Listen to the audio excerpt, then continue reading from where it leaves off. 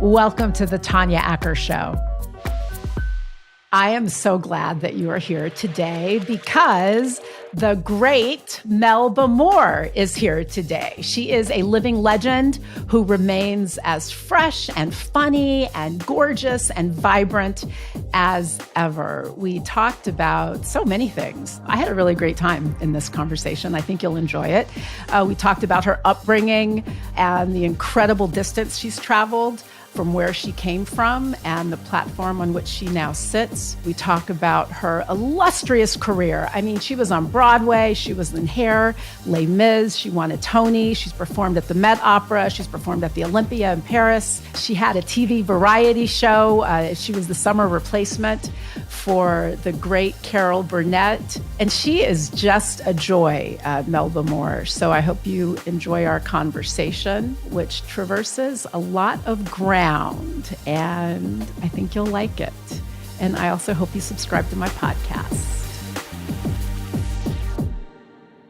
I am here right now with the one and only, the great Melba Moore. Ms. Moore, thank you for joining me today. This is such an honor. Pleasure. Thank you. Thank you for having me. Thank you. You come from a musical family. So perhaps in that sense, the seeds of the icon that you are were planted when you were a little kid. Tell us what it was like growing up in a family where music was so important. Well, first, I have to tell you what it was like growing up as an African-American female, which means more than likely your family is going to be broken. That's important because it's the first community that you have. My mother did not marry my father. They sowed the seeds, and I'm here. My father's name is Teddy Hill. You can Google him because he was very important in the big band era. So I had those seeds. And my mother was a professional singer. She worked with his band first. But she was a single mother, and she was from, nobody ever heard of this place, Pipe Shop, Alabama. But she moved to Manhattan, so I got to be born in Manhattan. But then she married my stepfather, who was a musician, who had a son and a daughter, but he lived in Newark, New Jersey. So we moved there. So actually, I didn't know I had a voice until I was about 10 years old, which is very late when you're the instrument. But that's because he was a piano player. He had a son and a daughter, so now I had a sister and a brother. So we all learned to play the piano at a younger age. And that's when the music began. I needed to start that way because otherwise you're going to think it was just a normal family where everybody sang and you had music and you had a whole family and all of these things that nurture you so that you can succeed in life. And it didn't come for me until a little bit later. So what was that like when you were younger? I mean, you've described a lot of moving around, a parent who wasn't, it seems, very present. Your mother had to do the very heavy lift on her own. How was that? And do you have siblings? I do now. I have half siblings and step siblings, or what we now call the blended family. But when you were young, it was just you and your mom? Well, she was trying to take care of her mother who had strokes, so she couldn't speak. So it was me, my grandmother, and the lady who really raised me. And that's important because she was illiterate. She lived like she was still a slave. But and she was from the backwoods of North Carolina. Like she was an orphan. So I can't even say that she was raised by her parents were sharecroppers because she didn't have parents. I'm saying that's important because that's who I am.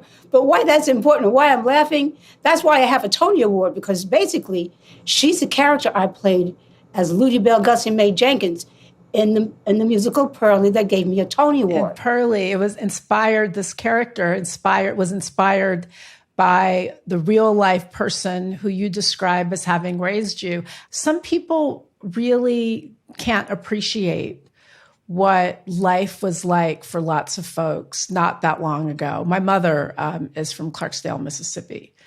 She grew up in the Delta, and it was just a really different time. And I think that it's all the more a testament to how you have not just survived, but thrived, like risen to the top. And now, you sit on a beautiful perch. How do you describe, you've lived and seen this big chunk of life and history and American history and changes in music.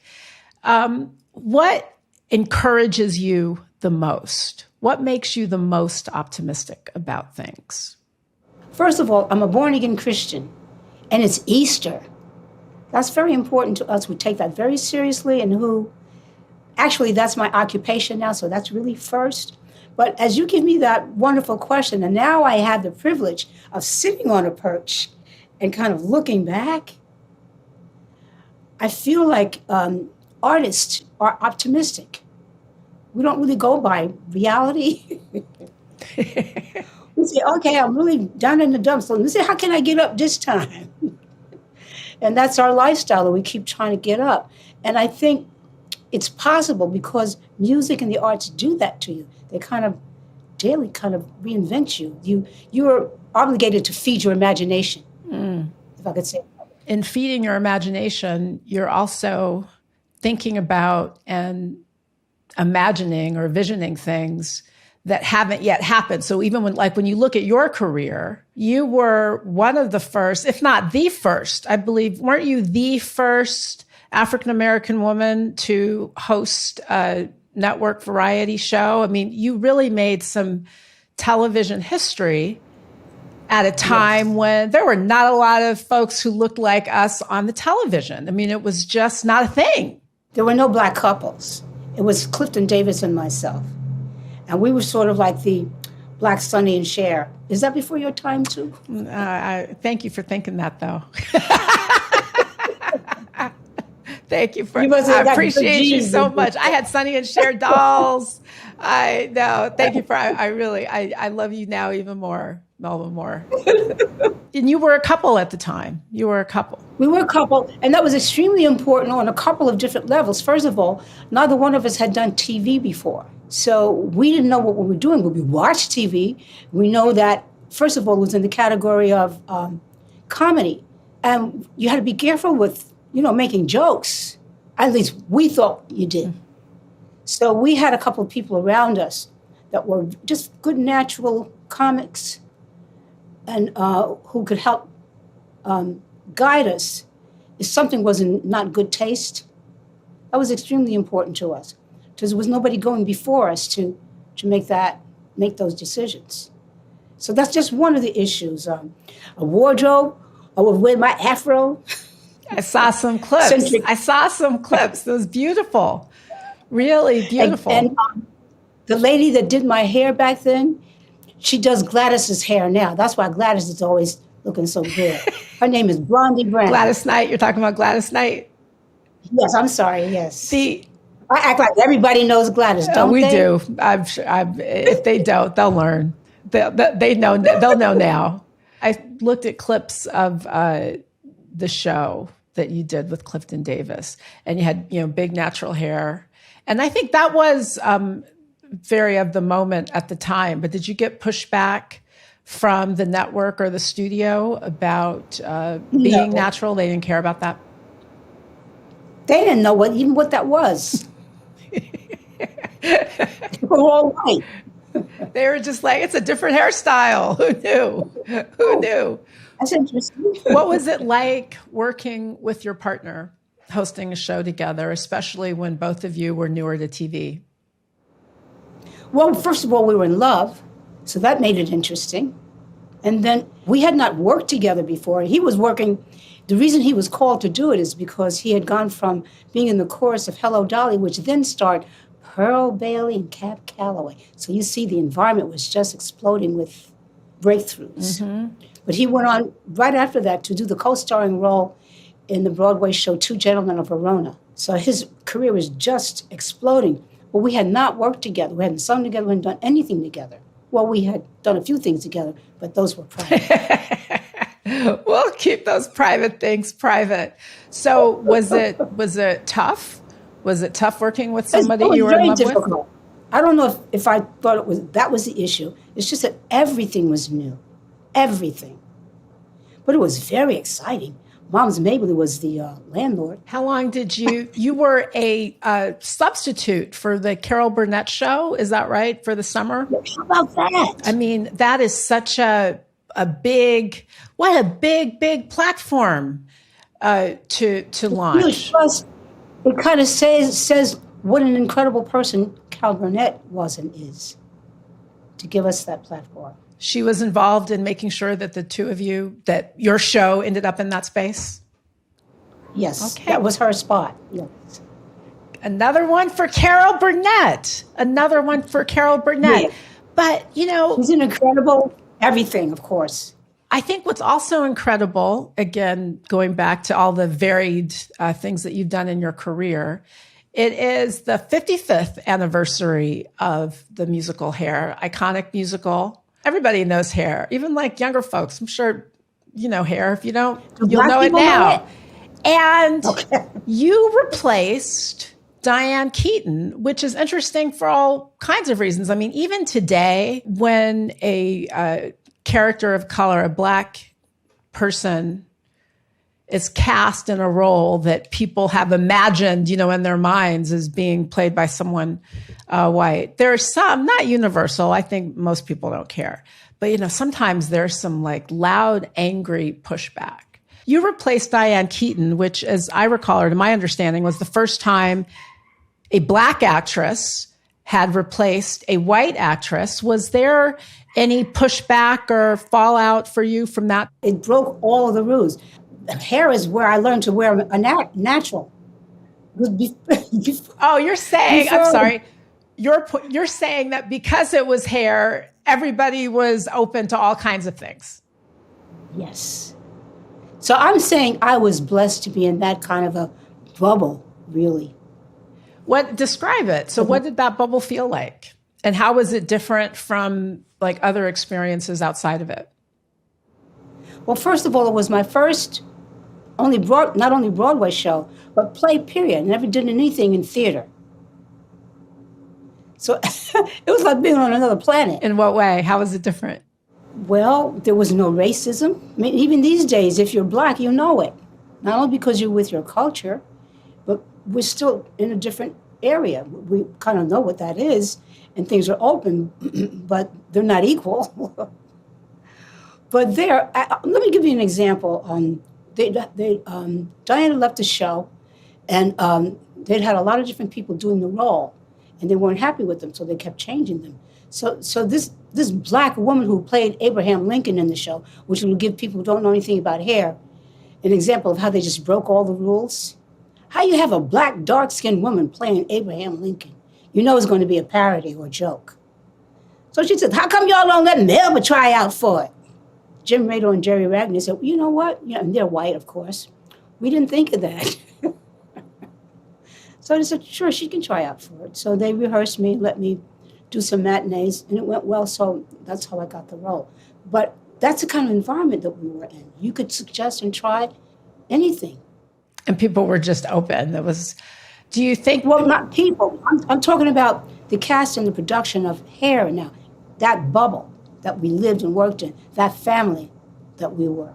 Then if, they decided to put it out, then we get to what you're saying, whether people are going to accept it or not. Did they accept it? Yeah. They did. They did. Thank God they did. They accepted it. When you look at all of these things that you've done in your career, you sang at the New York Met Opera, first non-operatic pop R&B star to do so. Same at the Olympia in Paris. What's the thing of which you're most proud? Like, what is something about that makes you feel particularly triumphant? You're so sweet. You're so sweet to say that. That happened because at the time, I was married to a man who's just a genius entrepreneur. And that's the magical combination, the artist and the business aspect of it. He had an idea. Why would we take you to the Met? He's not like a highly educated, he's just brilliant and creative and proactive. So he put together the financial team and the business team to make it happen. That's why it happened. Excuse me, that's half of why it happened. What you're saying about me is only, the front part that we see and we know. But the other part of it is that other genius and those other people that have those talents to bring it together and allow you to have the platform. That's why it happened. Oh. That's why I can't be proud. I can be grateful. But I think you also just hit on something that's so important, especially for artists. It's about having the right kind of team. Like you said some words that I have to repeat. It's about being proactive. It's about being entrepreneurial. It's about having people around you that you can trust. In your case, this was, you said your husband, your partner in life. When you're in the business and in the business that you're in, there's so many people around, right? Like lots of people who want to bask in the shine. And sometimes they are not like, they are not like reciprocating. They're just, some baskers, one-way baskers.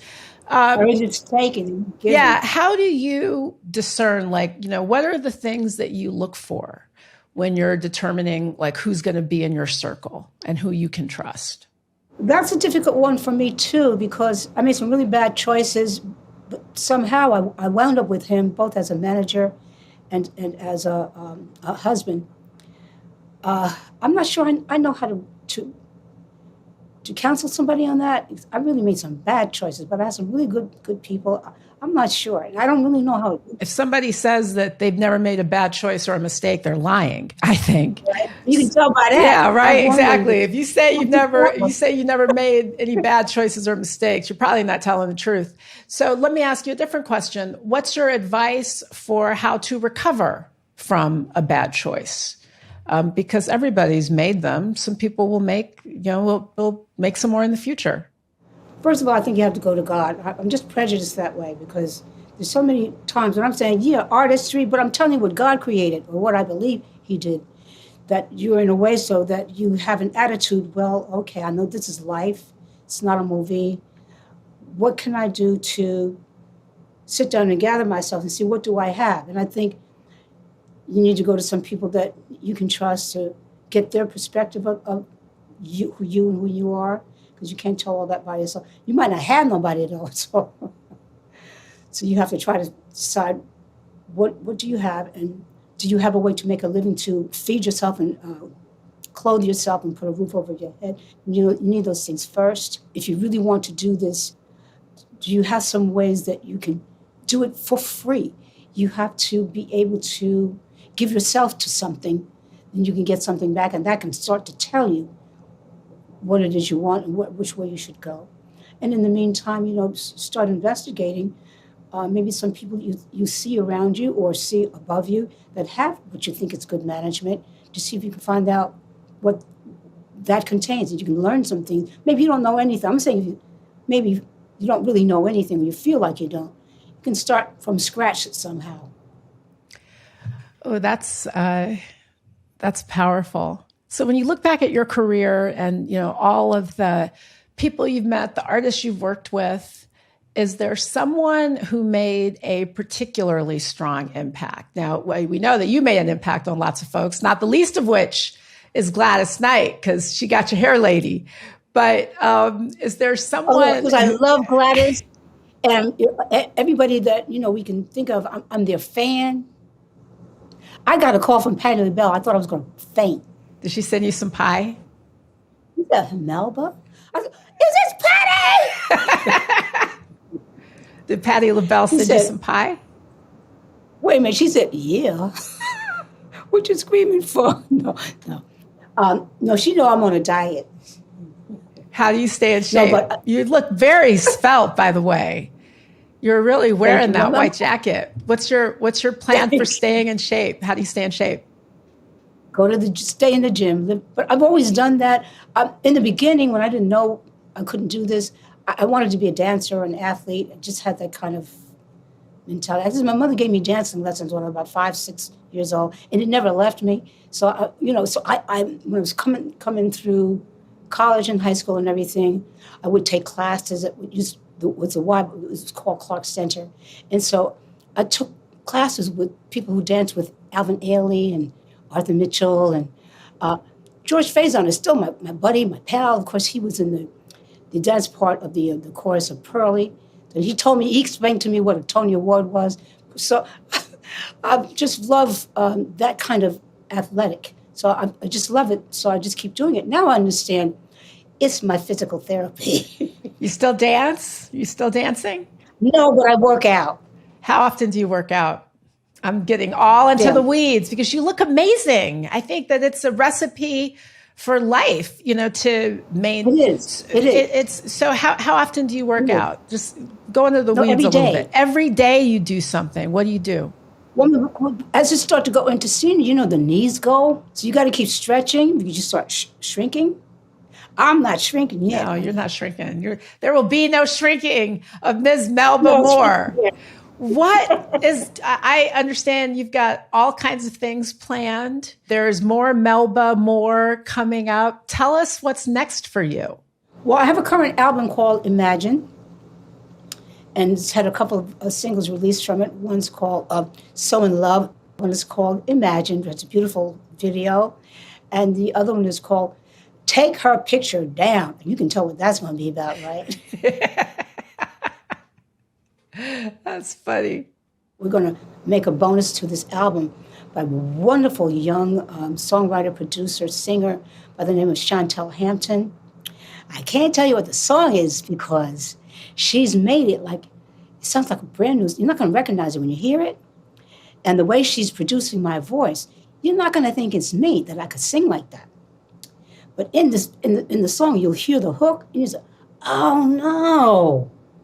You're going to know the song. Well, I'm just giving you clues. It's like a little tease. That's part of the, that's going to be like a bonus added to this album that's currently out. So I just had a meeting with her this morning in Zoom. So we're getting ready to go into the studio the beginning of next month to add that to the album. Back into the studio. That is so exciting. What is your favorite thing about performing? What's your favorite thing about doing what you do? Getting scared to death, I think, before I go on. Interesting. You get stage fright before you go out? Terribly. I don't know what the solution is. I mean, I do everything to prepare. I know that was part of it. So that by the time I get out and go get on, look at everybody and everything, it kind of goes away because I know I've done everything I can do. It's going to be okay. But I can't keep it from going away. I don't know why. After all of these performances, you still get it. Maybe, do you think it's a way that it forces you to stay fresh? Because if you're nervous about not doing well, then you really focus on doing well. And if you're as good as you are, then, maybe it helps you. I think that after you've been doing it for so long, the body, it's very fragile. So whatever you had yesterday, you might not have it today. So pay attention. Maybe that's it. But it's been, I don't know. It's always been that way. Who do you like? Who are the artists that you like today? Who inspires you? I can't say that they inspire me except to say, oh my God, there's so many. And the artists, what people just pass off, we used to call riffing. I just want to tell everybody that everybody can't do that. It's just that they've grown up hearing it. We've mixed it into all the different cultures. And so it's common, you hear it. But so to me, I hear just an increase in the type of artistry that we do, a lot of the whispering. I know how to belt now, but now I got to learn how to whisper. That's not easy. When you whisper, you like this, you're hyperventilating, you get dizzy. I just want, and I'm telling you the truth. So, but that's one of the reasons. There's a few people I can tell you that I know are incredible, but I can't say they inspire me. I'm inspired by the generation and how they do things, and how they use the technical tools that we have right now, and how they make in some cases with the technology so easy because you can do a pass and then say if it's for the background, and you just plug it in there. You don't have to keep doing it. So I think the technology, and if you can stay up on your craft and everything, you can still continue to do it. Because of the internet, you have so many different lanes. You don't have to just be in one lane because there's only a few record companies, and as they should, they pander to who's coming next, the younger generation. And so then there's no room for you. You can have your own lane now. You don't have to quit because you're not a teenager anymore. There's lots of good things that are incredible about this generation. Plus, they can now produce me and make me relevant so that I can still probably sing the way I sing, but they change the music around me and they do different mixes on it so that it fits into everybody's category. So I like the time that I'm living in right now. It's a great time. It's not a perfect time, but I think that we are on an upswing. And I'm definitely on an upswing because I just talked to Melba Moore. Thank you so much, Ms. Melba Moore, for being here. I appreciate your time so much. And I do hope you'll come back. Thank you.